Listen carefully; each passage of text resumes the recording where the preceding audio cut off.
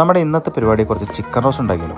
നമ്മൾ ആദ്യം തന്നെ കുറച്ച് സവാള അങ്ങ് സ്ലൈസ് ചെയ്തിട്ടുണ്ട്. അതിൻ്റെ കട്ട് ചെയ്ത് വെച്ചാൽ ചിക്കൻ്റെ അകത്തിട്ട് മഞ്ഞപ്പൊടി, മുളക് പൊടി, റെഡ് കളർ, കുറച്ച് കോൺഫ്ലവർ, വിനാഗിരി, ഉപ്പിട്ട് മിക്സ് ചെയ്തിട്ട് ഓയിലങ്ങ് ഫ്രൈ ചെയ്തെടുക്കും. ഈ ഫ്രൈ ചെയ്ത ഓയിലിൽ അതിട്ട് നമ്മൾ കട്ട് ചെയ്തിരുന്ന സവാള എല്ലാം കൂടി അങ്ങ് സൂട്ട് ചെയ്യും.